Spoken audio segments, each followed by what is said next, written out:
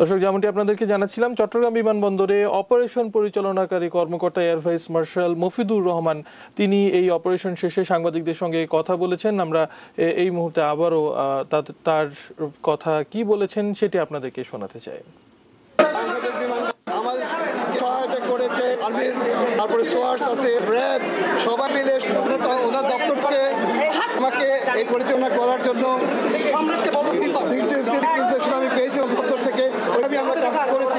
আলহামদুলিল্লাহ, আল্লাহর কাছে আমরা অতি কৃতজ্ঞ যে সবাইকে সক্ষতভাবে এবং বিমানের কোনো ক্ষতি হয়নি এবং আমরা ওই দুষ্কৃতিকারীকে সমস্ত হয়েছে এবং এখন বর্তমানে তাকে জিজ্ঞাসাবাদ চলতেছে। এখন আমাদের এখানে কমান্ডো ব্যাটালিয়ন আছে, পুলিশ গিয়েছে, র্যাব গিয়েছে, ওনারা এটা তদন্ত করতেছে।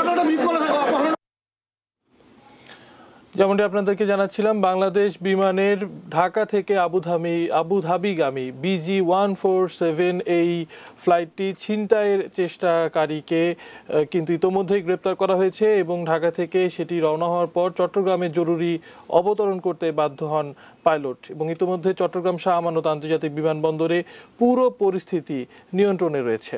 আন্তঃবাহিনী জনসংযোগ বিভাগ জানিয়েছে বিমানবন্দরের দায়িত্ব নিয়েছে বাংলাদেশ সেনাবাহিনীর স্পেশাল ফোর্স। আর চট্টগ্রাম বিমানবন্দরে অপারেশন পরিচালনাকারী কর্মকর্তা air vice marshal Mofidur Rahman তিনি জানান যে ছিনতাই চেষ্টার পর পাইলট বিমানটিকে চট্টগ্রামে জরুরি অবতরণ করান। একজন সন্দেহভাজন যাত্রী বিমানটি ছিনতাইয়ের চেষ্টা করেছিল বলে প্রাথমিকভাবে জানা যায়।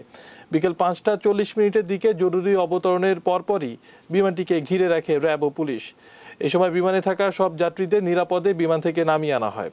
তবে এরপরেও একজন সন্দেহভাজন বিমানের ভেতরে অবস্থান করছিলেন আর তার সঙ্গে আটকা পড়েন একজন কেবিন ক্রু সাগর।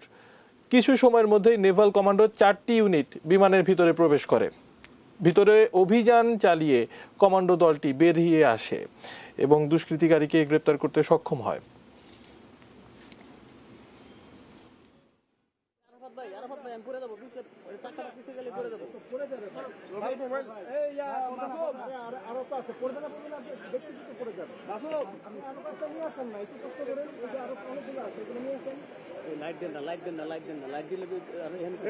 লাইট ছাড়া করেন না রে ভাই, লাইট দিলে তারপর আমাদের এখানে তারা ছিল।